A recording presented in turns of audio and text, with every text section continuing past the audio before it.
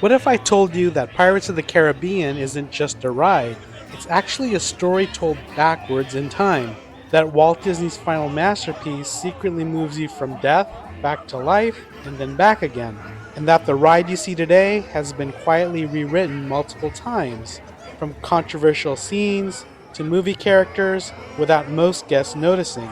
Today we're riding through Disneyland's Pirates of the Caribbean, scene by scene, breaking down the hidden story, the Imagineering magic, and the changes that reshaped one of the greatest attractions ever built. The building you're entering is styled as a mansion from 1850s New Orleans. There's actually a hidden narrative loop connecting the skeleton caves, the burning town, and the treasure at the end. Quick disclaimer, this isn't official canon, but it's one of the most compelling ways to interpret the Anaheim version of this attraction. The dock is called Lafitte's Landing, referencing real-world pirate Jean Lafitte, who operated in Louisiana in the early 1800s. Some Imagineers even connect him to the broader mythology of New Orleans Square, linking pirates, Haunted Mansion, and Tom Sawyer Island. You're boarding beside the Blue Bayou restaurant, which opened the same day as the ride.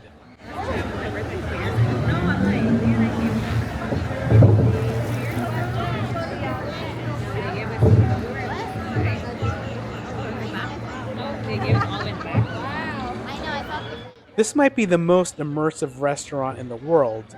Diners sit beside the ride while boats quietly drift past in perpetual twilight. But narratively, this scene is doing something important. It's a threshold moment. You're leaving the real world and entering a supernatural pirate legend.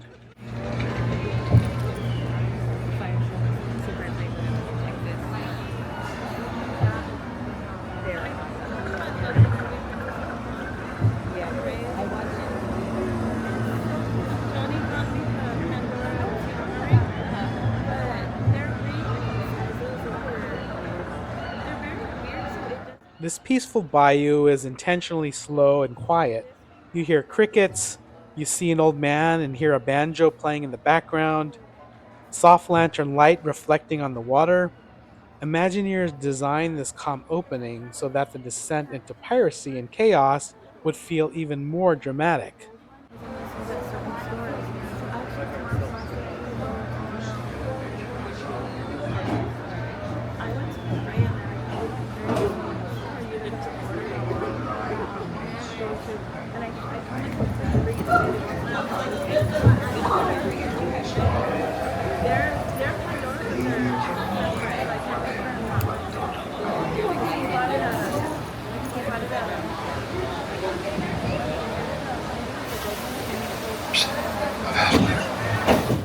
This animatronic skull serves two purposes.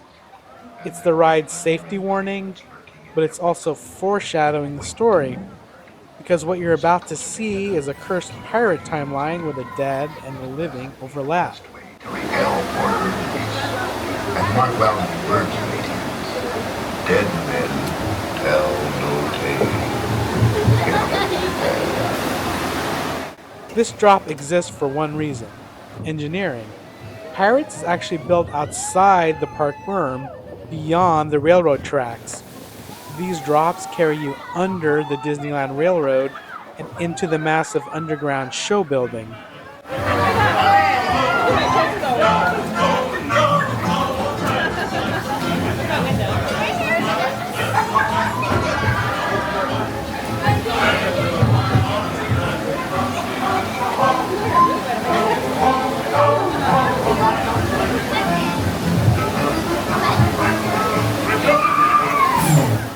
After the second drop, you're now about 20 feet below New Orleans Square.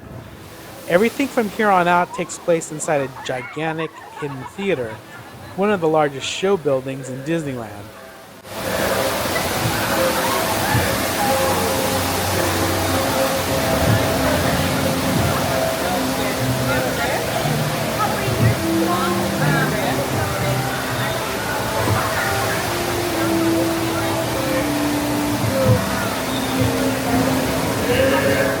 Now the story begins, but backwards. These skeleton pirates represent the end of the pirate story.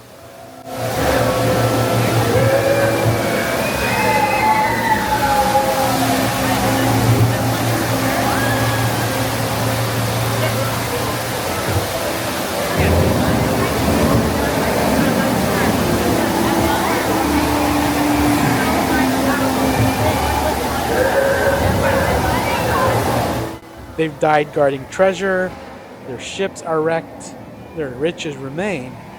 The ride is showing you the aftermath first.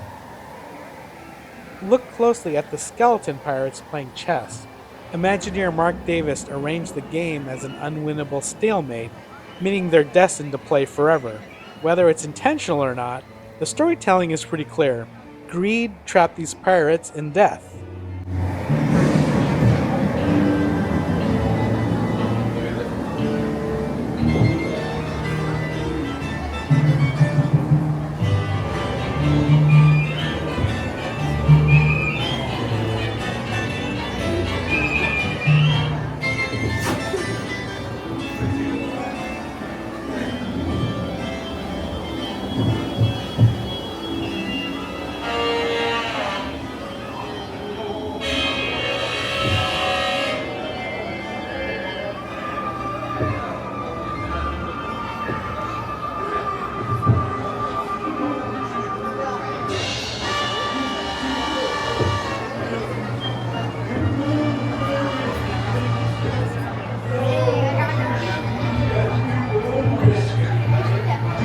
The last you may not survive to pass this way again. Dead men tell no tale. Originally, a projection of Davy Jones appeared here during the 2006 movie update, but Disneyland later removed it and restored the classic cavern atmosphere. Now something subtle happens. A skeleton transforms into a living pirate, and this is the turning point. You've crossed from death back into the past. Of this bewitching treasure.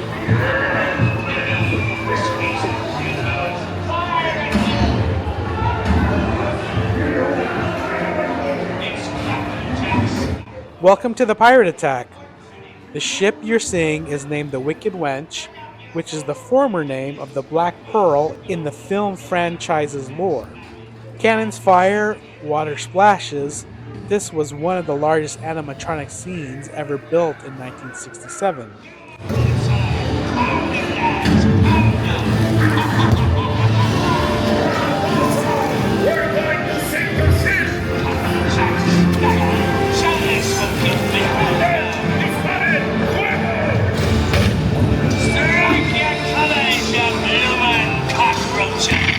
Surrender, Captain Jack Sparrow, or my thunder will burn the city to the ground.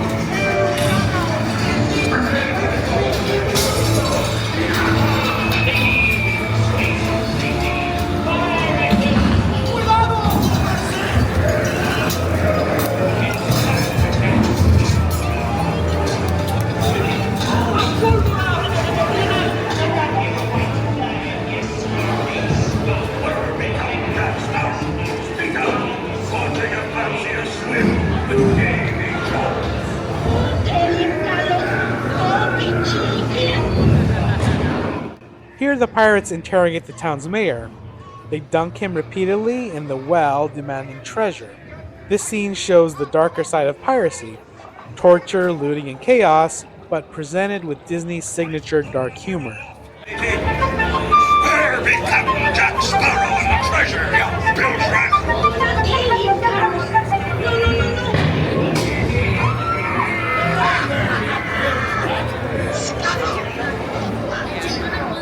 This scene sparked one of the biggest debates in Disney Parks history.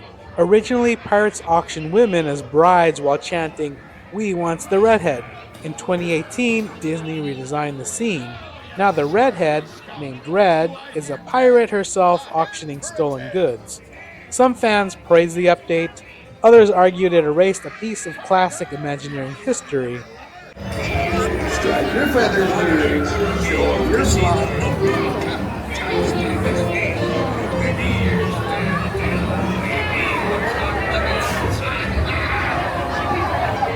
These scenes were also altered in 1997.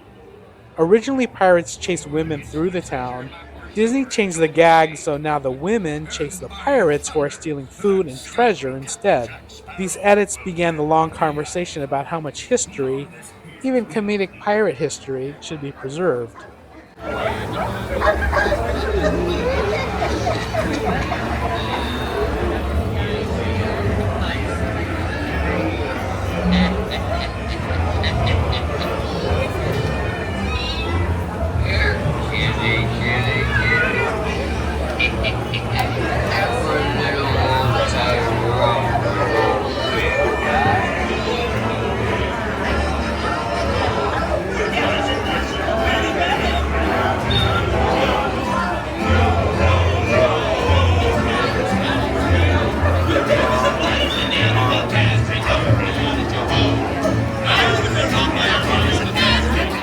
This is the emotional peak of the ride. Pirates singing, buildings burning, chaos everywhere. And the song that ties the entire attraction together, Yo Ho, A Pirate's Life for Me. Written by Imagineer ex Atencio, the lyrics proudly celebrate pirate crime, looting, plundering, and burning cities, but it's all presented as mischievous comedy.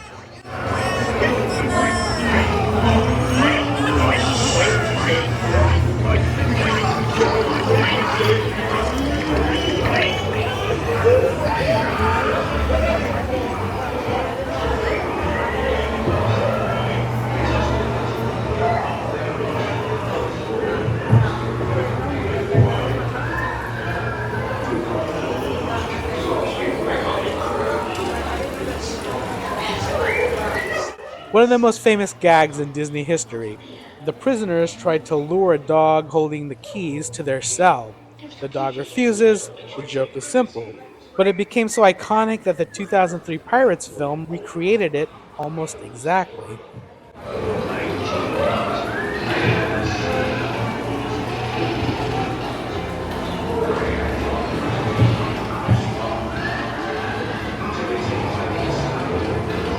As we round this last bend, Pirates quietly turns the danger all the way up. We've drifted into the town's armory, a storage room packed with gunpowder, and the pirates are so drunk, they're firing pistols directly at the powder barrels while the entire town burns around them.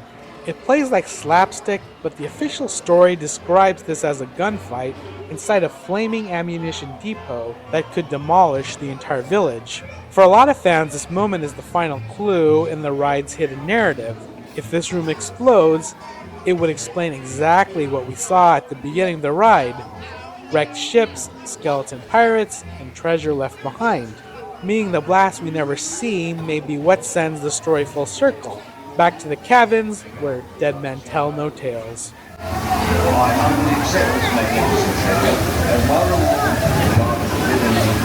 In 2006, Disney added Captain Jack Sparrow to the ride.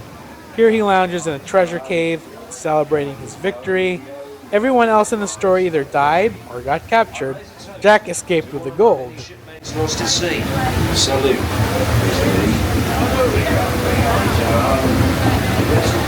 The chain here is another engineering achievement. The chain runs submerged in water, requiring a special non-lubrication chain system that won't pollute the water. As you rise back toward the surface, the timeline closes, you entered seeing dead pirates, you traveled backward to see them alive. Now you're returning to the present. And just like that, you're back in New Orleans Square. The Blue Bayou diners are still eating dinner, the fireflies still glow, and you've just traveled through a pirate legend spanning centuries. And that's the genius of Pirates of the Caribbean. It's more than a simple pirate cruise. It's a ghost story told in reverse, hidden inside a pirate adventure. Pirates of the Caribbean has now been thrilling guests for nearly 6 decades. Underneath the pirates, the jokes, and the song is Walt Disney's ultimate Imagineering achievement, a living story you physically travel through. If you enjoyed this ride breakdown, subscribe for more Imagine Mover deep dives into Disneyland's past, present, and what's coming next.